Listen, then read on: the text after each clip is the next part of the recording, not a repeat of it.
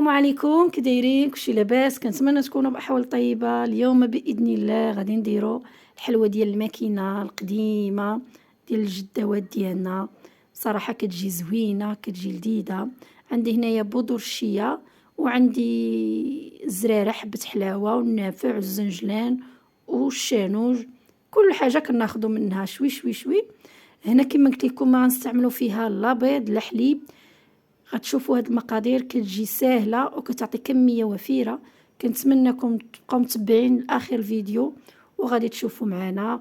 المهم هنايا استعملت 2 كيسان ديال السنيده، استعملت كاس لاروب، كاس ونصف كاس لاروب ديال الزيت، وغادي نستعمل 2 كيسان ديال الماء دافئ. غادي نخلط مزيان حتى تذوب ليا سنيده. كما قلت لكم اي نوع ديال الكيك ولا الحلويات من الاحسن سنيده نذوبوها مزيان الا بغينا الحلويات تجي تصدق معنا زوينه. انا غادي نبقى نحرك حتى كتذوب ليا سنيده نهائيا. كنحرك مزيان، ومن بعد ما غتذوب ليا سنيده نضيفو هنا قرصه ديال الملح. من بعد ما غادي نحس بسنيده ما بقاتش عندي في الاناء في الاسفل، غادي نستعمل الزرارع ديالنا وغادي نضيف الدقيق. هانتوما شفتوا ما بقاتش السنيده كتبان. غادي نستعمل هنايا بذور الشيا، وهنايا كما قلت لكم النافع، حبه حلاوه، الزنجلان، والقليل من حبه البركه، الشانوج كما كنقولوا ليه حنا بالدارجه. صافي غادي نستعمل الدقيق والخميره. ما غاديش نستعمل خميره، غنستعمل ملعقه صغيره ديال الخميره، ما بغيتهاش تجي خامره بزاف. غنستعمل الدقيق. هانتوما كتشوفوا معايا غنبقاو نضيفوا في الدقيق حتى كيولي العجين ديالنا متماسك. ملعقه صغيره صافي. وغادي نطويو الكيس ديالنا ونخزنوه لاستعمال اخر. صافي دابا غادي نبدا نحرك، وغادي كما قلت لكم ما تجي ثقيله ما تجي خفيفه. صافي غادي نحركوا على حسب الدقيق، الى كل دقيق وكيفاش. مهم نتوما ملي كتبداو تحركوا في العجين ديالكم في الملمس ديالكم بالايد كتحكموا فيه، فاش كتلقاوه ما بقاش كيلصق صافي هذاك بانه صافي ما بقاش خاصو الدقيق. انا غادي نبقى نحرك ونضيف الدقيق. راه كتخرج كميه وفيره بالنسبه للبنات حتى اللي بغاو يديروا مشروع بها، حتى هي زوينه بهاد المقادير هادو. ما كتربحي فيها وما كتخسريش صراحه، كتعطي كميه زوينه بزاف. صافي دابا غادي نبقى نحرك باليد ديالي باش نتحكم في الكميه ديال الدقيق. غنبقى نحرك وايديا هما اللي غادي يعطوني، هما اللي غادي يوريوني واش باقي خاصني الدقيق ولا صافي. ملي غادي مبقاوش يلصقوا لي في الايد ديالي صافي غادي نعرف العجين ديالي راه هو خدا الكميه الكافيه من الدقيق. هانتوما غادي تشوفوا معنا.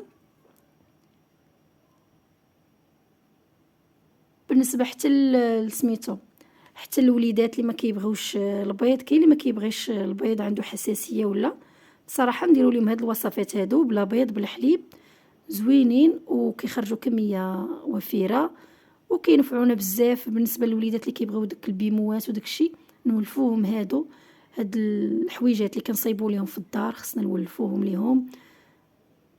بصراحه الحاجه اللي مصايبه في الدار ما فيها لا ما فيهاش دوك المضافات، ما فيهمش طبيعيين وفيهم هذوك الزرارع باش حتى الوليدات ديالنا يولفوا يتذوقوا هذوك المنسمات طبيعيه. حبه حلاوه والنافع ودخلنا فيهم بذور الشيا وفيهم الشانوج. هانتوما شفتوا صافي. دابا غادي نحبس وغادي نقسمها على 2، وحده غادي نديرها على شكل دوائر. هانتوما شفتوا العجينه عندي راه ما ثقيله ما خفيفه. صافي دابا وجدات وفي نفس الوقت ما بقاتش كتلصق ليا في اليدين ديالي. صافي دابا غادي نقسم على 2، وهاني بديت كنخرج فيها من الماكينه. بصراحه انا عندي هذا خصني نبدلو، عندي كيخرج ليا هادو ما مشنتفينش بزاف. صافي كنلويها بحال هكا وغادي نديرها على شكل دوائر. اللي بغات تستعمل وسط الشوكولات تستعمل، اللي بغات تستعمل دوك الحبيبات، دوك العقيقات ماشي حبيبات ديال الشوكولاته، دوك العقيقات المزوقين حتى هما كيبغيوهم الوليدات. اللي بغات تفندهم اللي بغات تفندهم في سنيده حتى هي كتجي زوينه. صافي كنخرج وكنبقى نلويها. هذه ما صدقاتش غادي نحيدها. هاني هاد الشكل هذا غادي نحاول ندورو بحال هكا باش نرققو الرققه وكنسدوها في الجوانب. اللي بغات بحال هكا حتى تحلق عليهم بحال هكا دير ليهم المنقاش من الجناب. هادو غادي نزولهم ما جاونيش في نفس العبار ديال هادي.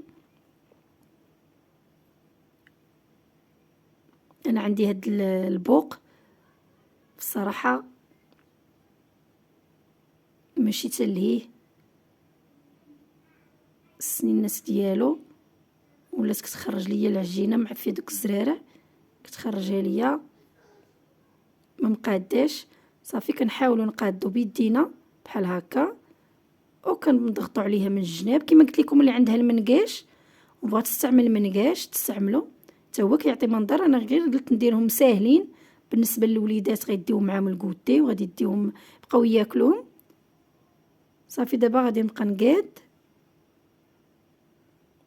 بحال هكا وغادي ندير هاد الشكل هذا الدائري، وغادي ندير شكل طويل على شكل انتما غادي تشوفوا طويل حتى هو كيجي زوين. صراحه هاد المره ما استعملتش الباستا حتى هي رانا درت معكم في واحد الفيديو حتى هي كتجي رائعه وكتجي زوينه بزاف.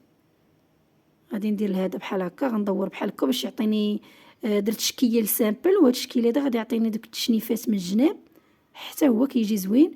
مهم كتبقاي نتيا غير كيكون عندك لاباز ديال العجين كديري به اي حاجه بغيتيها. صافي كندورو بحال هكا باش يعطيني الشكل مموج. صافي وكنحط في الطاوه كما قلت لكم ما قويتش الخميره باش ما يتنفخوش ليا بزاف. وهذيك المعلقه الصغيره اللي استعملت راه تبارك الله راهم جاو هما هادوك. كون استعملت خماره وحده غادي يتنفخوا بزاف.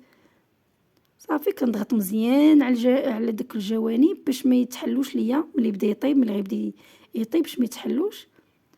صافي وكنبدا نخدم عادي كنحيد الزوائد. مهم كنتمنىكم تتبعوا الفيديو حتى الاخير باش تشوفوا الشكل ديالهم كي تيجي. بصراحه الحلويات ديال شحال هذا بصراحه عندهم واحد الطعم خاص، كتشمي فيهم ريحه الماضي. هاني هادو استعملتهم بحال هكا ما دورتهمش، خليتهم بحال هكا طوال حتى هما كيبغيوهم الوليدات كيجيو رائعين وكيجيو زوينين. هادو حتى هادو اللي بغى يزوقهم من جناب الشوكولات يزوقهم. انا خليتهم في الصراحه سامبل.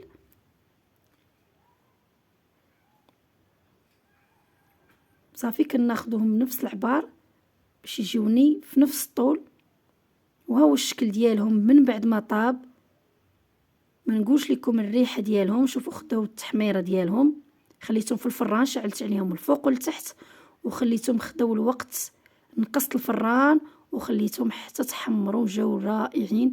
ما نقولش لكم الريحه ديالهم فاش كانوا كيطيبوا يا سلام، وكيجيو رطبين كيجيو كيتقرمشوا في الفم.